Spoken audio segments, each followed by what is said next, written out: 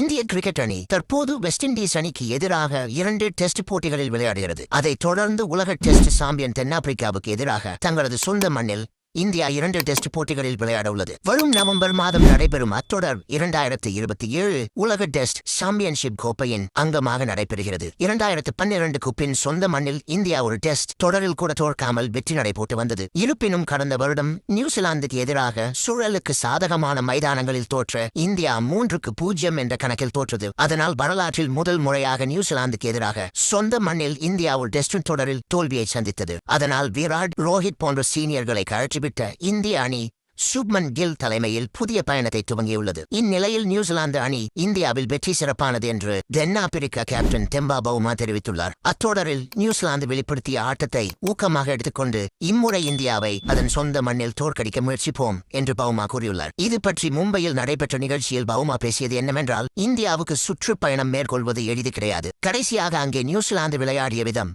நிறைய வழிகளில் ஊக்கத்தை கொடுக்கிறது. இந்தியாவுக்கு வந்த பெரும்பாலான அணிகள் வெற்றிகரமாக செயல்படவில்லை. இந்தியாவில் ஆடுகளங்களை பொறுத்தவரை சூழலுக்கு சாதகமாக இருக்கலாம். ஒருவேளை இந்தியாவில் இம்முறையும் சூழலுக்கு சாதகமான ஆடுகளங்கள் இருந்தால் நாங்கள் ஆச்சரியப்பட மாட்டோம். நாங்கள் அதில் விளையாடுவோம். உலக டெஸ்ட் சாம்பியன்ஷிப் இருப்பதால் இப்போதெல்லாம் அந்தந்த நாடுகள் தங்களது சொந்த மண்ணில் தங்களுக்கு சாதகமான சூழ்நிலைகளை பயன்படுத்துகின்றன. அந்த கோணத்தில் பார்த்தால் இந்தியாவில் சூழலுக்கு சாதகமான ஆடுகளங்கள் இருப்பதில் ஆச்சரியமில்லை என்று பவுமா பேசியுள்ளார். மொத்தத்தில் கில் தலைமையிலான இளம் இந்திய அணி தென்னாப்பிரிக்கா சவாலை கொடுக்கும் என்று சொல்லலாம். அந்த சவாலை சமாளித்து இந்திய அணி சொந்த மண்ணில் மற்றும் ஒரு புதிய வெற்றி நடையை துவக்குகிறதா என்பதை பொறுத்திருந்து பார்ப்போம்.